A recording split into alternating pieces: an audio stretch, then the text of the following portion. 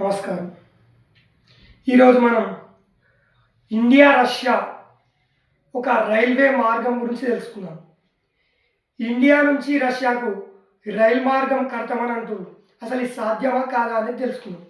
India Russia relationship మనందరికీ తెలిసింది.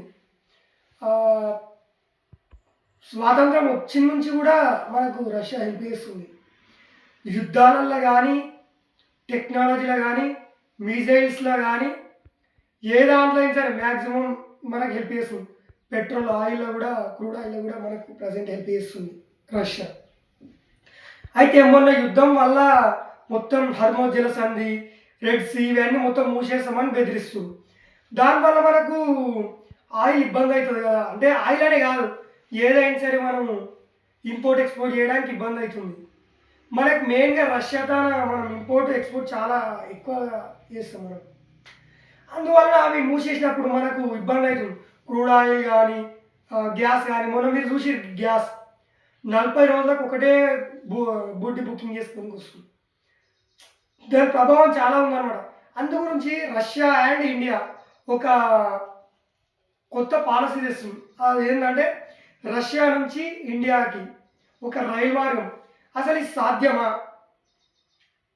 ఇది చాలా పెద్ద పెట్టుబడి అండ్ దీనికి ఎన్నో సవాళ్ళు కూడా ఉంటాయి. ఎందుకంటే రష్యా నుంచి ఇండియాకి డైరెక్ట్ బార్డర్ లేదు, మధ్యలో చాలా దేశాలు ఉన్నాయి.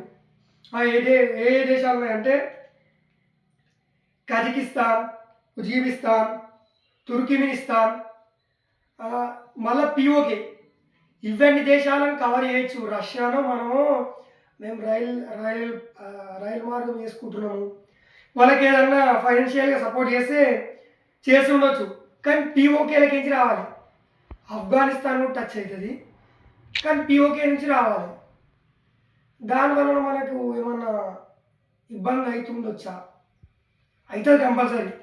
కానీ మన అజిత్ దోవల్ కూడా ఒక కొత్త పాలసీ తెచ్చింది. అదేంటంటే Russia proposed direct train root of India passing through PoK. So PoK become part of India. PoK మీకేం చేస్తుంది కదా.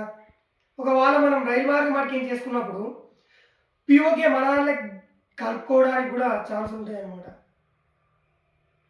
ఇది చెప్పడానికి ఈజీ కానీ అంత చేయడం చాలా కష్టం.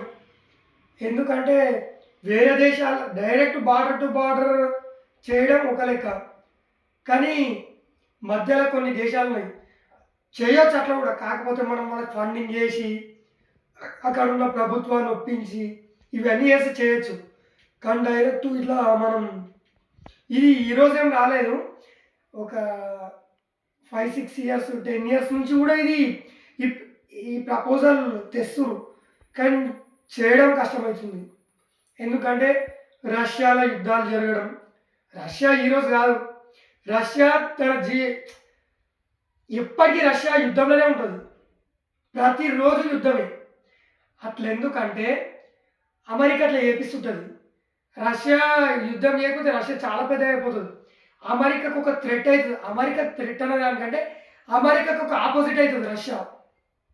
అమెరికాకు ఆపోజిట్ కావద్దంటే రష్యా తాను పైసలు ఉండొద్దంటే యుద్ధం చేయాలి. సంపాదించిన పైసలన్నీ యుద్ధంలో ఖర్చు పెట్టాలి. అందు గురించి రష్యా ప్రతి ఒక్క రోజు కూడా యుద్ధం ఉంటుంది. రష్యా యుక్రెయిన్ కానీ ఏదో ఒక దేశం ఖచ్చితంగా ఉంటుంది అన్నమాట యుద్ధం రష్యాకి. అందువల్ల అది ఆ రైల్వే ట్రాక్ అనేది ఇంకా కాలేదు. ఒకవేళ రైల్వే ట్రాక్ అయినా కూడా అలా మనుషులు పోవడానికి రాదల్లా. కేవలం మనం ఈ వస్తువులు ఉంటాయి కదా, అది ఇంపోర్ట్ ఎక్స్పోర్ట్ చేయడం. ఆయిల్ బ్యారెల్స్ ఉంటాయి కదా, అదే డ్రమ్ములు అందులో వస్తుంది అనమాట. ఆ బ్యారెల్స్లల్లా డ్రమ్ములల్లా ఆ ట్రైన్లో ఇంపోర్ట్ ఎక్స్పోర్ట్ చేస్తారనమాట. కానీ మనుషులు అయితే పోవడం సాధ్యం కాదు. ఏదేమైనా కూడా అది చేయడం కష్టం. మీరేమనుకుంటారు? కామెంట్ రూపంలో తెలపండి. అసలు ఇది అవుతుందా కాదా, అయితే లాభమా కాదా, కామెంట్ రూపంలో తెలపండి. నమస్కారం. జై భారత్, జై హింద్.